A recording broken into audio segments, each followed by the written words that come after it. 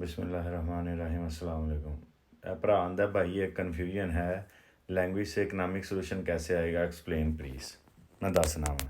China एक गरीब मुल्क सी। 1980 तक चाइना ते और पाकिस्तान की इकानमी तकरीबन इक्को ਜਿਹੀ ਸੀ आबादी के लिहाज नाल। ਚਾਈਨਾ ਨੇ ਕੀ ਕੀਤਾ, ਆਪਣੀ ਕੌਮ ਨੂੰ ਆਪਣੀ ਜ਼ਬਾਨ 'ਚ ਇਲਮ ਸਿਖਾਇਆ ਔਰ ਹੁਨਰ ਸਿਖਾਇਆ। ਕਿਵੇਂ ਬੰਦਾ ਅਮੀਰ ਹੁੰਦਾ ਹੈ? ਐਕਸਪੋਰਟਸ ਦੇ ਨਾਲ। ਐਕਸਪੋਰਟਸ ਕਿਵੇਂ ਹੁੰਦੀਆਂ ਨੇ? ਜਦੋਂ ਤੁਸੀਂ ਆਪਣੇ ਕਿਸਾਨਾਂ ਨੂੰ ਜਦੀਦ ਤਰੀਕੇ ਸਿਖਾਉਂਦੇ ਹੋ ਫਸਲਾਂ ਉਗਾਉਣ ਦੇ, ਫਿਰ ਉਹਨਾਂ ਨੂੰ ਪਿੰਡਾਂ ਦੇ ਵਿੱਚ ਹੀ ਸਿਖਾਉਂਦੇ ਹੋ ਕਿ ਇਹਨਾਂ ਨੂੰ ਫਿਨਿਸ਼ ਪ੍ਰੋਡਕਟਸ ਕਿਵੇਂ ਬਣਾਉਣਾ ਹੈ। ਜਿਵੇਂ ਸਾਡੀ ਕਣਕ ਹੈ, ਚੌਲ ਹੈ, ਗੰਨਾ ਹੈ, ਕਪਾਹ ਹੈ, ਅੰਬ ਨੇ, ਇੰਝ ਜਿੰਨੀਆਂ ਵੀ ਸਾਡੇ ਫਰੂਟ ਨੇ, ਫਲ ਨੇ, ਉਹਨਾਂ 'ਚੋਂ ਅਸੀਂ ਕੁਛ ਵੀ ਫਿਨਿਸ਼ ਪ੍ਰੋਡਕਟਸ ਨਹੀਂ ਬਣਾਉਂਦੇ। ਅਸੀਂ ਚੌਲ, ਕਣਕ, ਅੰਬ, ਡਰਾਈ ਫਰੂਟ ਬਾਹਰ ਵੇਚਦੇ ਨੇ, ਚਾਈਨਾ ਨੂੰ, ਅਮਰੀਕਾ ਨੂੰ।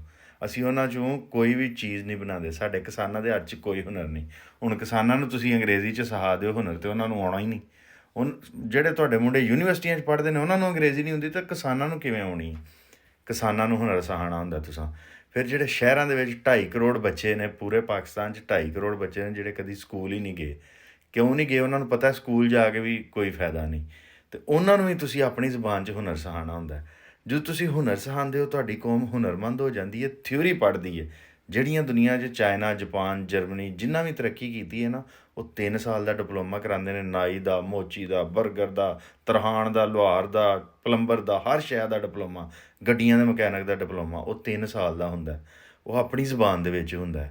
ਉਹਦੇ ਨਾਲ ਉਹ ਬੰਦੇ ਏਡੇ ਕੁ ਮਾਹਰ ਬਣਦੇ ਨੇ। ਇੱਕ ਬੰਦੇ ਨੇ ਜੇ ਲੱਕੜੀ ਦਾ ਕੰਮ ਵੀ ਕਰਨਾ ਨਾ, ਉਹ ਐਸਾ ਫਰਨੀਚਰ ਬਣਾਉਂਦਾ ਕਿ ਉਹ ਦੁਨੀਆ ਨੂੰ ਐਕਸਪੋਰਟ ਕਰਨ ਦੇ ਕਾਬਲ ਹੁੰਦਾ, ਕਿਉਂਕਿ ਉਹਨੂੰ ਹਰ ਸ਼ੈ ਜਿਹੜੀ ਮੇਜਰਮੈਂਟ ਕਿਵੇਂ ਕਰਨੀ ਹੈ, ਉੱਚਾ ਨੀਵਾਂ, ਹਰ ਸ਼ੈ ਸਿਖਾਈ ਜਾਂਦੀ ਹੈ, ਅਤੇ ਉਹਦੇ ਨਾਲ ਐਕਸਪੋਰਟ ਹੁੰਦੀ ਹੈ। ਐਕਸਪੋਰਟ ਨਾਲ ਪੈਸਾ ਹੁੰਦਾ ਅਤੇ ਕੌਮ ਅਮੀਰ ਹੁੰਦੀ ਹੈ। ਲਿਹਾਜ਼ਾ ਉਹ ਜ਼ਬਾਨ ਨਾਲ ਜੁੜਿਆ। ਜਦੋਂ ਤੁਸੀਂ ਸਾਰੀ ਕੌਮ ਨੂੰ ਇੱਕ ਦੂਜੀ ਜ਼ਬਾਨ ਸਿੱਖਣ 'ਤੇ ਮਜਬੂਰ ਕਰਦੇ ਹੋ, ਜ਼ਬਾਨ ਦਾ ਨਾਂ ਤੁਸੀਂ ਇਲਮ ਰੱਖਿਆ, ਤੁਸੀਂ ਇੰਗਲਿਸ਼ ਦਾ ਨਾਂ ਇਲਮ ਰੱਖਿਆ, ਇੰਗਲਿਸ਼ ਦਾ ਨਾਂ ਹੁਨਰ ਰੱਖਿਆ।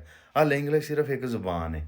ਉਹ ਜਦੋਂ ਤੁਸੀਂ ਆਪਣੀ ਜ਼ੁਬਾਨ ਦੇ ਵਿੱਚ ਸਿਖਾਉਂਦੇ ਹੋ, ਲੋਕ ਆਸਾਨੀ ਨਾਲ ਹੁਨਰ ਸਿੱਖ ਕੇ ਉਹ ਹੁਨਰ ਜਿਹੜਾ ਉਹਨਾਂ ਦੀ ਜ਼ਿੰਦਗੀ ਦਾ ਹਿੱਸਾ ਬਣ ਜਾਂਦਾ, ਉਹਦੇ ਨਾਲ ਉਹ ਚੀਜ਼ਾਂ ਇਜਾਦ ਵੀ ਕਰਦੇ ਨੇ, ਐਕਸਪੋਰਟ ਵੀ ਕਰਦੇ ਨੇ, ਅਤੇ ਕੌਮਾਂ ਅਮੀਰ ਹੁੰਦੀਆਂ ਨੇ।